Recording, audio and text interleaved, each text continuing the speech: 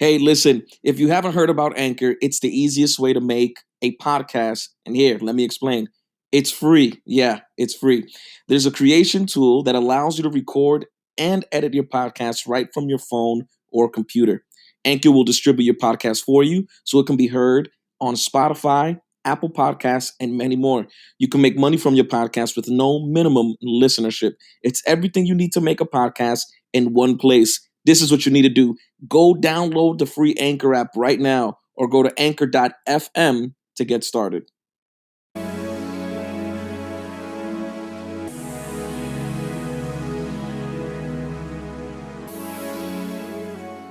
Welcome back, everybody, for another episode of The Drop. Super excited. That's my favorite words to say. Super excited to be back, to be talking about the third part of the series of the story of David. We've been talking so much about preparation and how preparation is always going to be longer than the time of execution. We spoke about some elements of the story, and then today we're going to kind of really focus on two specific parts. But we spoke a little bit last episode about how David always kept his hand in the stone. We spoke about how Goliath, even he had armor, that our enemy, before he attacks you, he will study you. And even the enemy has his own preparation. And the enemy will never attack you, something that won't tempt you and push you into sin. We compared it to the life of Jesus and how Jesus, he was preparing for 30 years and his ministry was 3.5 years. And how he was tempted in the wilderness for 40 days, just like Goliath was taunting the people for 40 days. And how Goliath for 40 days was taunting them. And after, I love that part, Goliath was for 40 days taunting the people. And he, in the 40 days of him taunting them, he learned them. Even though he was taunting them, he learned their weaknesses. He learned their trigger words, and he learned what would make them react. And all these things are great. I hope I'm praying. Please let me know. Write a comment down. Let us know what's going on. Let us know what is really impacting you and what are you really grabbing from the story. But today, I want to talk for the next couple of minutes about this part here, 1 Samuel chapter 17. Read the story. It's a beautiful story. We've already probably heard it growing up, or in some way or form, right? Even in movies, they talk about the underdog and David and Goliath, David being the underdog. But 1 Samuel 17, verse 28, we see here that David is going to bring food to his brothers. And as he brings food to his brothers, he is confronted with something. David goes to bring food to his brothers, and right now he's figuring out what's going on, what's Goliath saying, who's taunting our people, what are we gonna do? What are we gonna do as a people to come back and to fight back, and all these things are possibly going through his mind. But here we are, David bringing food to his brothers, and his brother tells him, "What are you doing around here anyway?" His oldest brother tells him, "What are you doing around here anyway?" He demanded. "What about those few sheep you're supposed to be taking care of? I know about your pride and deceit. You just want to see the battle." This verse really popped out at me because in our time of preparation, and to keep in mind, David was just anointed to be king in the previous chapter. Samuel says, "You're going to be the next king of Israel." I don't know how much time passes between that moment and now, but David was not the king of Israel the next day or that moment. He had to go back to the field and continue his preparation. And David now has a vision, has a promise, has a prophetic word, and now he's preparing for what was already been told to him. And I think that our preparation needs to be a preparation without a preparation that we can see. What do I mean by that? Our preparation should be with intention. Our preparation should be with intention. What are you preparing for? Ask yourself that. What is it that I'm preparing in this life for? What is it that God has called me? What purpose does God have for my life? What is it that I'm preparing for? I'm just aimlessly preparing. And David now goes back to the field with the prophetic word, continues to do what he does, but now in preparation for where God is going to place him. And now he's here, excited, right? There is something about when you are told that you're going to be something and We'll stretch this out. Watch. Even in church, right? We're told we're going to do something. And even in our life, have you ever been at work and someone told you, yo, there's a promotion in the air. You might get this promotion. Your name was mentioned and you might be getting this job, man. You've been here all these years and you might be the next supervisor. You might be in charge of this department. And whatever context you're in, have you ever been told something? Have you ever been promised something? And then you just are in expectation of what's going to come. There's a whole other side to that, but now you're living your life preparing for this promise that you've heard, this promise that you have. And now the preparation is shooting towards that. And now that excitement, your life changes. And that's the point I'm trying to drive in. Our attitude changes because now if you didn't dress up before, now you dress up a little bit more for work. Your language changes and the jokes you probably said before change. Because now you're like, oh no, man, they're looking at me different. And I can imagine David here going to a place and saying, what's up? Who wants to fight our people? There's a word over me. And now David is excited. I've been preparing for this. This is the moment. This is my time. And his oldest brother says, why are you even here? Because I know about your pride and deceit. One, if in the time of preparation and in this time where we are moving forward in our life, there's always going to be voices that are going to try to discourage you and tell you those words. Why are you even here?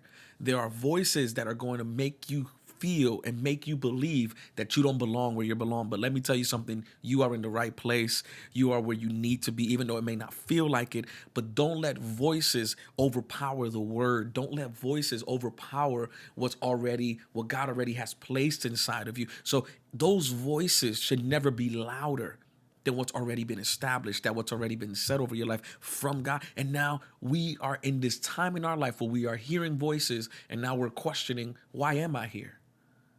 Why do I belong here? Why am I in this place? Why am I even standing here? Why am I even having this conversation? And his brother puts in his mind, why are you here? And then the New Living Translation says, why are you here anyway? It's not like, why are you here? He's like, why are you even here anyway? Who invited you to the party? Who invited you to this gathering? Who invited you to be part of this conversation? And you are in conversations that people don't believe that you belong in. You are in places where people are looking from afar saying, why is that person even there? And then he says, I know about your pride and deceit. This is two-sided because now we're excited because it's like, all right, voices are telling me why I'm here, but God has called me to be here, right? I'm in the place that I need to be in. I'm where God, he's designed me to be here. But then there's this other side. The brother says, I know about your pride. And I know about you to see there are some secrets. There are some things that people know about you that will eventually use it to try to discourage you. Jesus goes back to his hometown. There's a very famous verse that says that there's no prophet with honor. There's a prophet without honor in his own hometown. No prophet receives honor in his own hometown. He goes back and he couldn't perform miracles in his hometown because people looked at Jesus and said, who does he think he is? Just like that. Why is he even here? Isn't he the son of Joseph? They didn't even call. They said, isn't he a carpenter's son trying to perform miracles? He should be building instead of trying to do something that he doesn't know how. People will try to use what they know about you to discourage you. The enemy will use what he knows about you because he's been taunting you for 40 days. Why are you even here?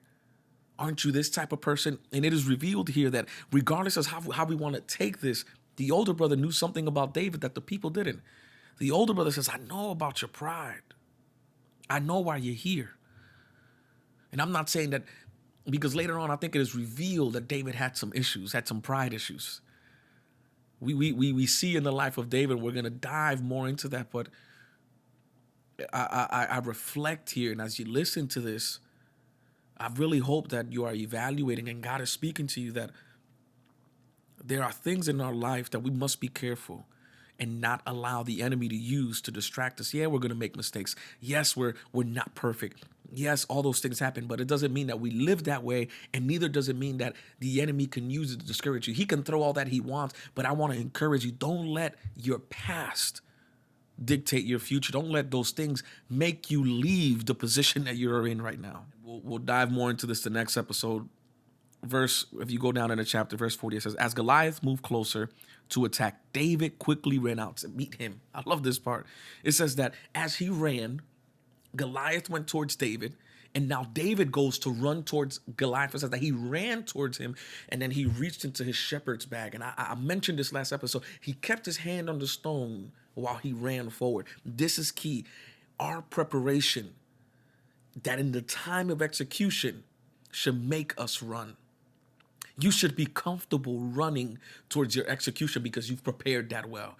You should be comfortable running that it's not that you're just focused on what's in front of you, but you're so comfortable running. You are so prepared that now you can multitask. Woo.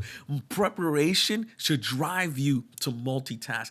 I've prepared so much. God has prepared me so well that the enemy is running towards me and I'm running towards him. And little does he know that he thinks that I'm just focused on fighting him. But at the same time, I'm praying. I have other people here. I have other strategies here.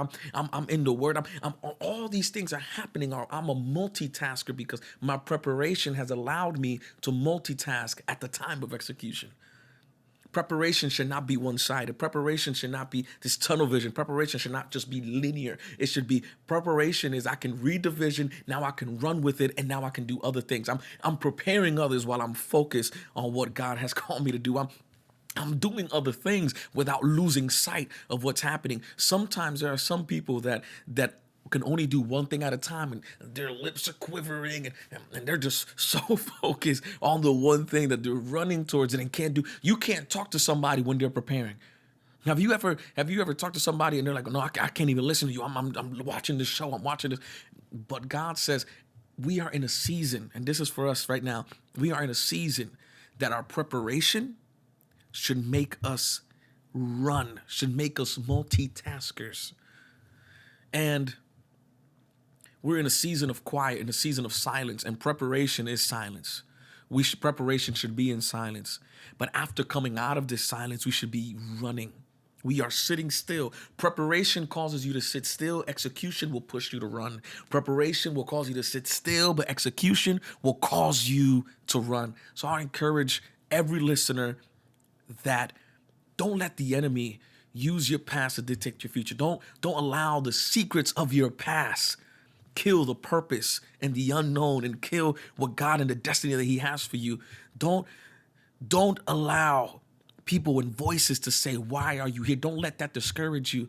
And at the same time, let preparation, let this silence be so silent that when you come out of preparation, you're coming out running. You're coming out with your hand in the stone, but you're also running towards what God wants you to do. So thank you guys for listening. Can't wait for the next episode. Please share your feedback. Let us know what you think. And I pray that this is blessing you. Once again, this is another episode of, yeah, you said it, The Drop, man. Peace out.